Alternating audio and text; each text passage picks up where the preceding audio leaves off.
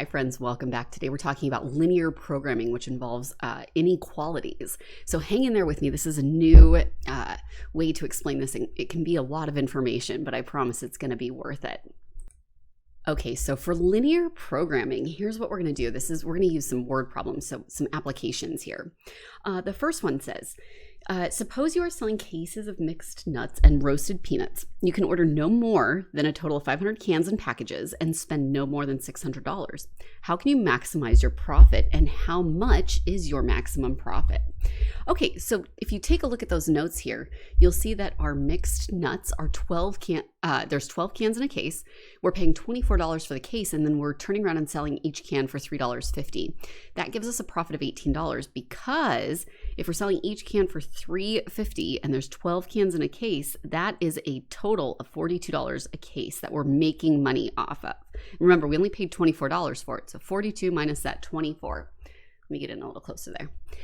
That's what gives us our $18 profit. Okay, the roasted peanuts, we have 20 packages per case, $15 per case, $1.50 per package. And again, if we have 20 packages per case, that's $30 per case if we sell them all at $1.50 each. So again, we have a $15 profit. Now, the first thing you want to do in these equations is identify, what am I looking for? And we're going to set up our key. It says, how can you maximize your profit? How much is the maximum profit? So essentially what we're looking for is how many of these cases do we need to order in order to get a maximum amount of profit? So if you let X equal the number of cases of mixed nuts that we're going to order and Y equal the number of cases of roasted peanuts, that's how we're going to get this problem set up. Now, I also think it's really helpful if we set this up as a table. So go ahead and, if you need to, you can pause the video and copy these down. And if you need, go back, pause the video, and copy down that top part as well. So for the mixed nuts, the number of cases that we need to order, that's what we don't know. So we're going to use an X here. The number of cases for roasted peanuts, we don't know that either. That's going to be Y. But we do know that when we add those together, it's going to give the total number of cases that we're buying. So X plus Y. Okay, so the number of units. Now that's the individual items that are in each one. Now, if we have one case of mixed nuts, remember that's 12 cans per case, right? So 12 cans per case, 20 packages per case. So if we have one case, right, we're gonna have 12. If we have two, we have 24. We're basically taking 12 and we're multiplying it by the number of cases. We're going to do the same thing for our roasted peanuts. We're going to do 20 times our number of cases. I have some notes here just to make sure I don't miss anything, so bear with me. Okay, now this is when we do systems of equations, you've often seen quantity and value questions, and this is no different. This guy right here, this is our quantity. And this cost is going to be our value. So the quantity, if we go back and we read our question, remember, you can order no more than a total of 500 cans. So we can't have this is going to have to be, all this garbage here has to be less than or equal to 500 cans. That's a restriction that we have on this. So restriction. Now for the cost, remember our cost is what we're paying for those cases, and the cases are what we don't know. So we're going to take the cost, which is $24. So that's our value, right? That's our dollar amount value. This is the number of, and we're going to multiply it by the number of cases that we buy. We're going to do the same thing for our roasted peanuts, and that was $15 per case. Now, so this is quantity, this is value, which means if we go back and we look at our question, you'll see that we have less than, we can't spend any more than $600. So we have, this all has to equal less than or equal to $600. And if it helps, you can put these dollars because $15 times the number of cases and dollars here. We wouldn't put $12 here because that's just the number of units that are in each box. This is also a restriction. Now, let's talk about our profit. Well, our profit is going to be, remember, every case that we sell for our mixed nuts, we're making $18. So we're going to take the number of cases and multiply that by 18. And we're going to take the number of peanuts and multiply that by Y, and that's 15. So $15 for profit. So our profit is going to equal, I forgot to multiply by x. I said multiply it, and then I forgot to write that in there. So our profit is going to equal 18x plus 15y. Okay, I reset my settings on my camera today, and I just realized my face is really enormous in there. You don't need to be seeing that much of my face. Okay, so now that we have this information, let's go ahead and do some simplification. First, let's talk about our restrictions. Remember, this last one is what we want. This is what we want, right? So let's talk about these restrictions here. Our first one is this plus this is less than or equal to 500. So 12x plus 20y is less than or equal to 500. Now, when you're doing these, it's often really helpful if you simplify. So let's divide everything by 4. And that will give us 3x plus 5y is less than or equal to 125. I'm going to go ahead and box that so that I don't lose it. And now I'm going to do the same for this one. 24x plus 15y has to be less than or equal to $600. I can divide all these by 3, and I get 8x plus 5y is less than or equal to 200. Okay, so I have two equations here. Now, the key here is we're going to need to graph these. I could turn these into slope-intercept form and graph them that way, but it can be a little bit wonky because our numbers are going to be off, and I'll explain what I mean. I'll show you what I mean when we do our graph. So what we're going to do instead is we're going to graph this by x and y intercepts, right? So let's talk about that. We have okay, so we have these two graphs here. All right, so just for future reference, just in case you need it, remember to turn this into slope-intercept form. We would minus 3x from both sides. When we do that, we get 5y is less than or equal to negative 3x plus 125, divide everything by 5.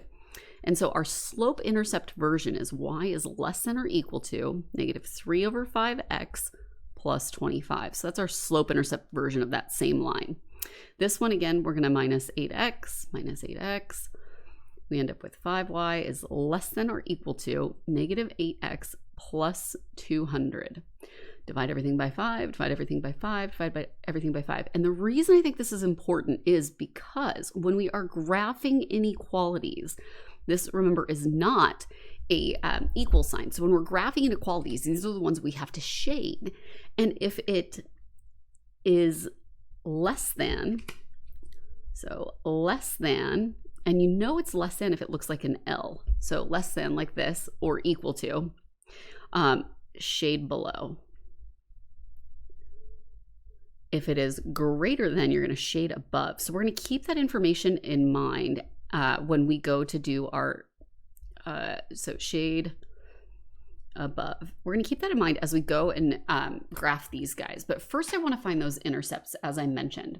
So if you take a look at here, I've drawn out a graph here, and on my left, I have my x, or over x, and then I have my up, down, y.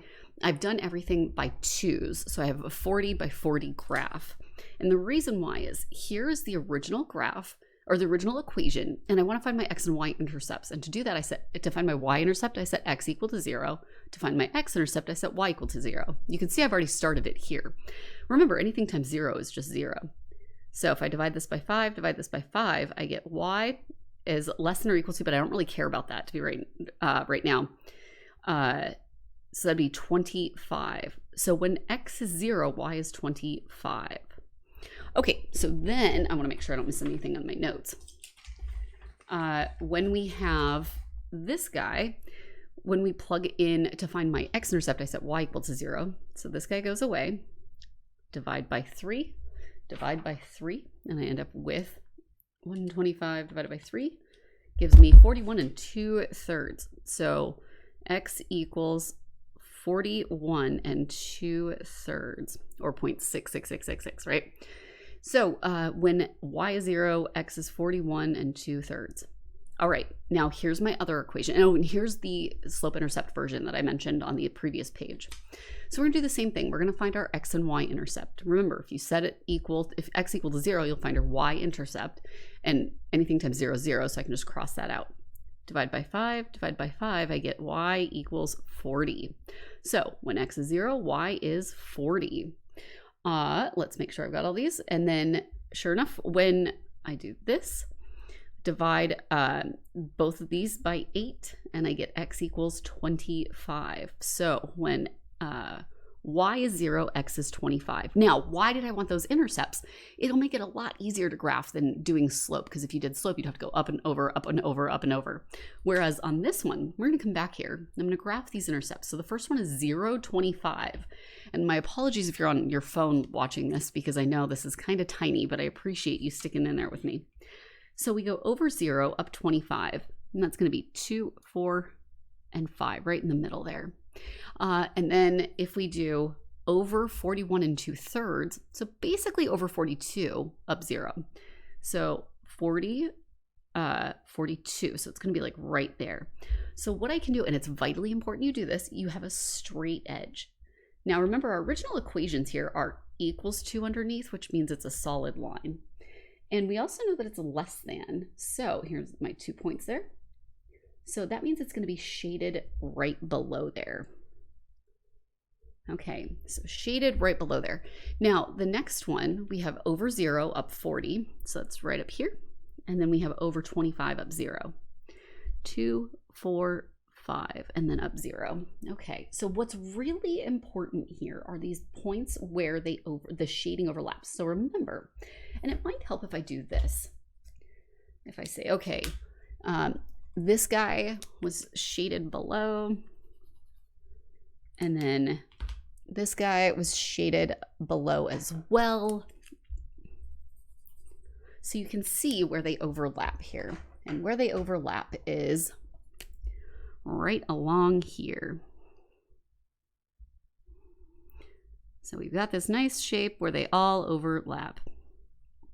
Now, what's vitally important is not just where they overlap, but those points where they overlap. So we've got a couple of points here that are pretty delightfully important. So if we have, the best part of this is just choosing new colors every time.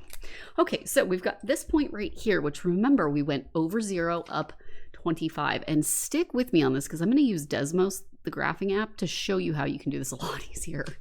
But you need to know how to do it by hand. So, and then we remember we went over 0. So this guy right here is over, over 25, up 0.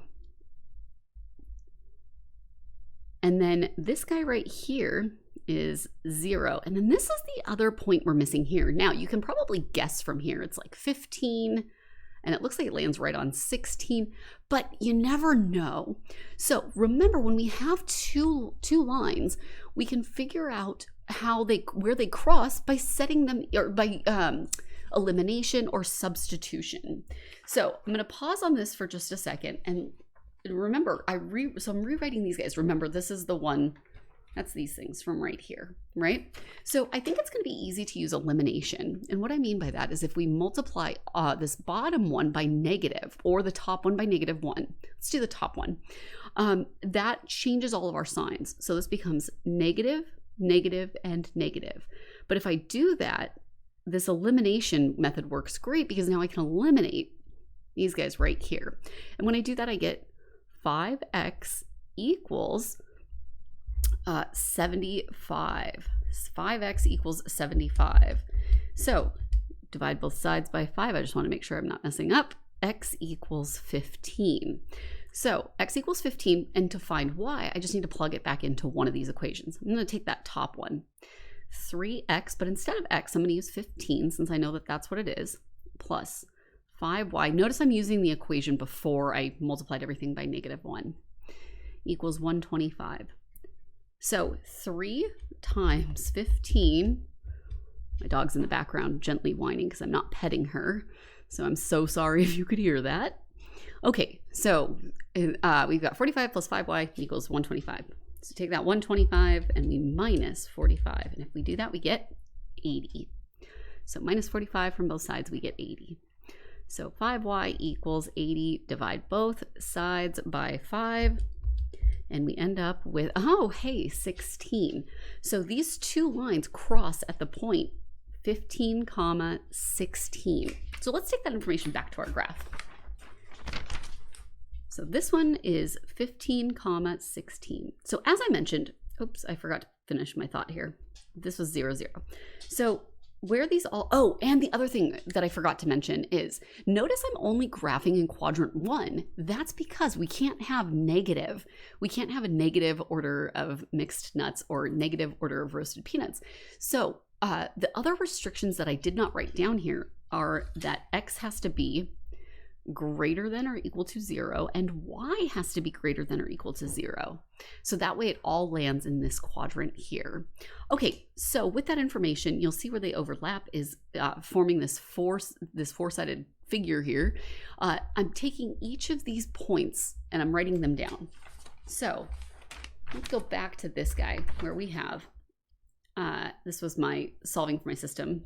So we have 0.00, we have 0.250, and we have 0.025, and then we have that 1516 where they overlap, right? So remember, our profit is going to be 18x. So let's go back to our original table here. Our profit is 18x plus 15y, because we're taking $18, multiplying it by the number of cases, and 15 times the number of cases.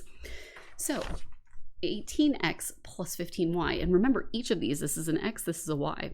So if I do 18 times 0 plus 15 times 0, well, that just gives me 0. That one's easy.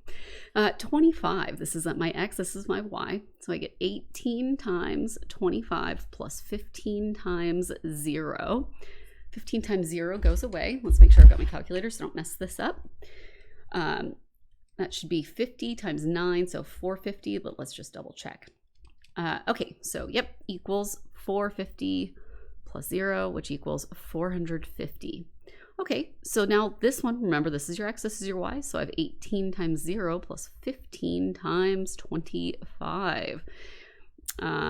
One of those, you have to do that trick over here, you have to have one of them even. So this is not even, so let's see, 25, I mean, you could think of quarters, right? You would have $3.75. So 0 plus 375 is going to give me $3.75. Okay, now this last one, this is my x, this is my y. This is going to be 18 times 15 plus, and you can see the answer here, but so plus 15 times 16 is going to give me, so 18 times 15, 9 times 30 is 270 plus 30 times 8. So 240, but let's just double check because every time I do mental math, I always make a silly error. So when we've got that, we add those together, we get 510. So at 0.00, we get a profit of 0. At 0.250, we get this profit. And at 0.025, we get this profit. And at 0.1516, we get this profit right here, 510. So you can maximize your profit by selling 15 cases of mixed nuts, because remember, X equals the number of mixed nuts, and 16 cases of roasted peanuts, and your profit will be $510. Now, remember I said you can do this graphing bit, this guy right here on Desmos. So once we have these equations here, all we do is we jump out to Desmos. And so let me show you how that works. If you... Desmos.com. Okay, so let me jump over here. So when you go out to Desmos.com, it looks like this, and there's my giant face again. Okay, and so all you have to do is click this graphing calculator in the center. Now, if I wanted to type less than or equal to, like X is less than, it's above your comma, so you hit Shift comma, and then you immediately do equals, and look, it becomes less than or equals to, and then you throw 0 in there, right? So that's saying, hey, everything less than 0. Actually, we wanted to do greater than. So you'd see greater than or equal to 0, and you'll see that it's shading quadrant 1 and 4. I just pointed to my screen like you guys could see that. Okay, so save you the time. I've already typed all of this information into here. You can see 3x plus 5y is less than or equal to 125, and then these ones, x is greater than or equal to 0, y is greater than. And if you look here, if you click on these, it will highlight all those spots. So remember, I did that systems of equations to find 15, 16. You don't have to do that. You can just plug it right into Desmos. Okay, hopefully that was helpful. Sorry, this video was rather lengthy, but this is a really good introduction to linear programming. So hopefully that helps, and we'll see you next time.